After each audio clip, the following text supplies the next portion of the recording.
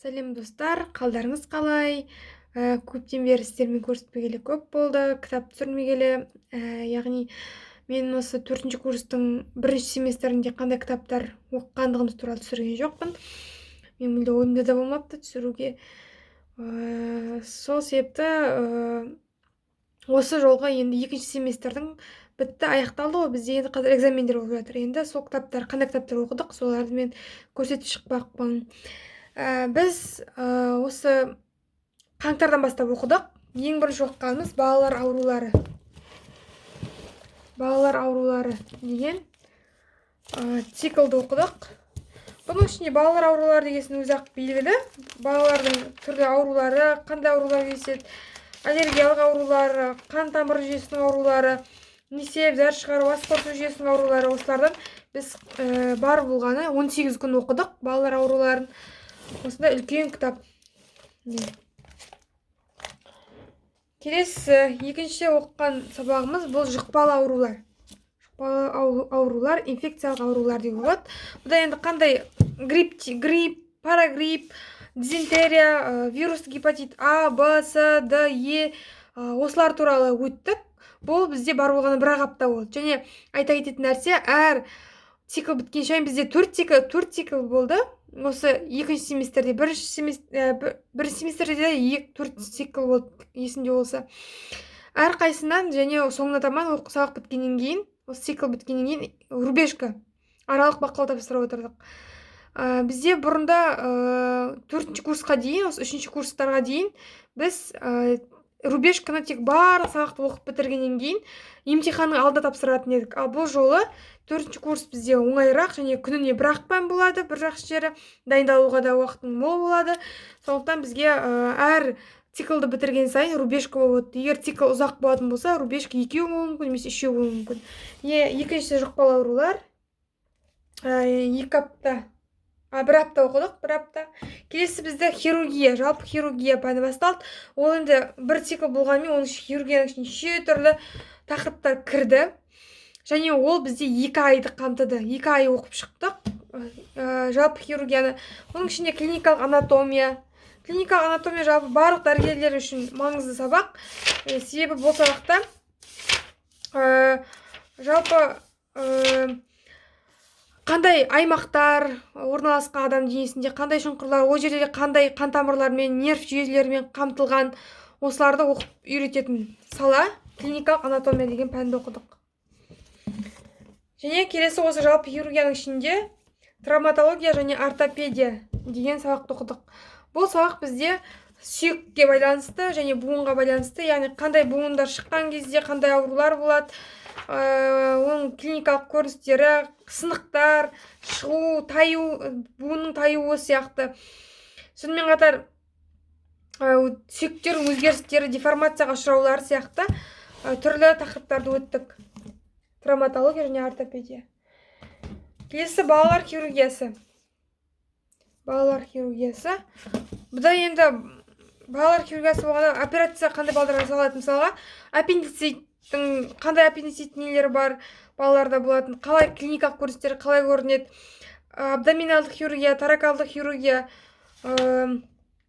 іріңдік хирургия, урология, онкология сияқты балалардағы болатын хирургиялық ауруларды оқытатын сала. Осында біз жалпы хирургияның ішінде оқыдық.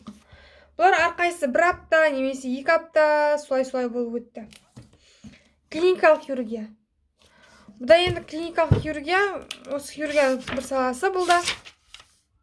Бұда да түрлі аурулар, қанқанша безінің аурулары, тікшектің, асқазан ішек жолдарының аурулары, асқазан, тағы іріңді, мастит, яғни сүт безінің аурулары, түрлі аяқтағы артериялардың жете бітелуі сияқты, түрлі рейно аурулары сияқты түрлі ауруларды, яғни өттік диагноздарды, ауруларды өттік осы клиникалық хирургияда. Келесі оториноларингология деген сабақ.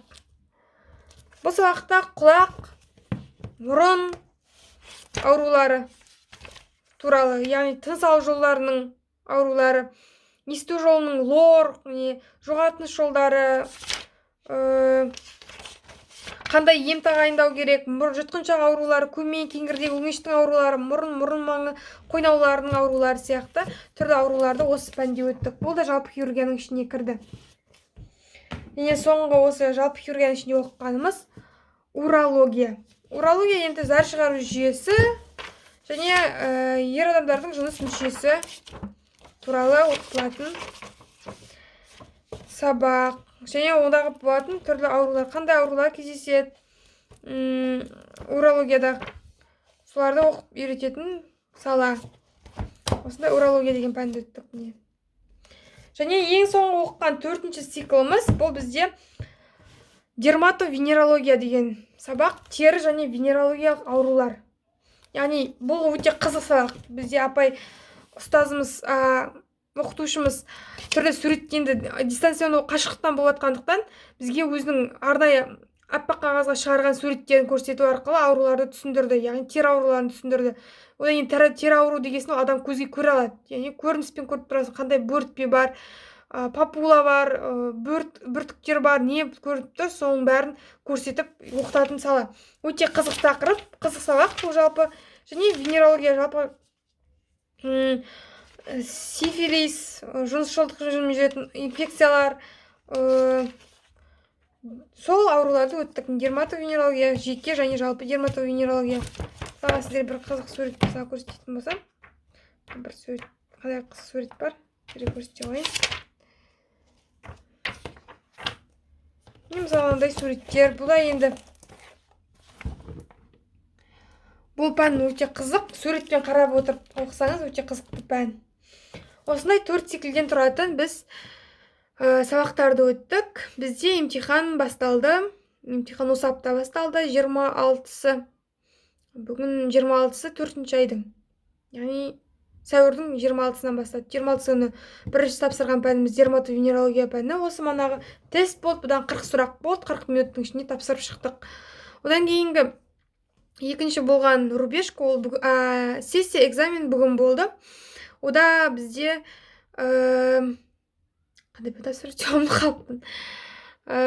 Жұқпалы аурулардың экзаменін тапсырдық. 100 сұрақ болды. Сол 100 сұраққа жауап бердік. Енді бізде 4 мен 5-і, мамыр айының 4 мен 5-і балалар ауруынан болады. Жалпы балалар ауруынан бірінші кезең тест, екінші кезең 5 күні ауызша тапсырамыз. Zoom программасы арқылы бізге ситуация береді, сол ситуацияға жауап беру арқылы біз тапсырамыз.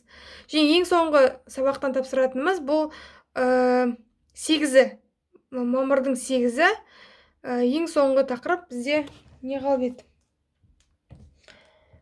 Жалпы хирургия.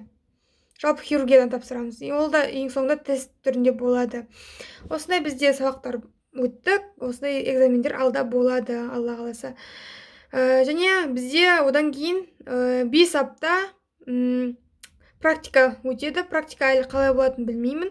Ол қашықтықтан болғандықтан мүмкін тапсырмалар орындап жер отыруымыз мүмкін, видео түсіріп жер отыруымыз мүмкін, немесе баруымыз да мүмкін, бірақ кіргізе қоймайтын шығар деп ойлаймын енді. Ондай қашықтық қазір енді карантинда күшейді ғой. Сондықтан қашықтықтан тек видео түсіру арқылы, алдыңғы жылы біз деген солай практикалы өткізген едік, сол сияқты өтуі мүмкін. Және каникул бұл жолы бізде 11 апта. Сол не біткеннен кейін 6-шы айда маусым айынан бастап, маусым айының 12-сінен бастап, шамасы ұмытпасам 12-сінен бастап, тамыз айының 31-не дейін каникул болады. Осындай менде қысқаша айта кететін, осындай қысқаша деген ұзақ болып кетті видеом.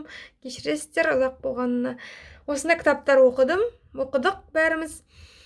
Және алда келетқан ұбт тапсырушыларға барлықтарына сәттілік тілеймін. Жақсы тапсырып шығыңыздар.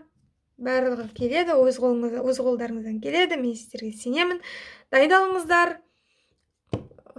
Грантқа түсуге ұмтылыңыздар. Егер оқу жатсаңыздар, оқуда жақсы аяқтап оқыңыздар, білімдеріңізді молайтыңыздар, бір орында тұрмаңыздар. Каникулды жақсы демалып, жақсы қарсы алып жазды. Барлықтарыңызға сәттілік, жақсы күн тілеймін. Және Рамазан айы қабыл болсын, ұстаған оразаларыңыз қабыл болсын. Сау болыңыздар.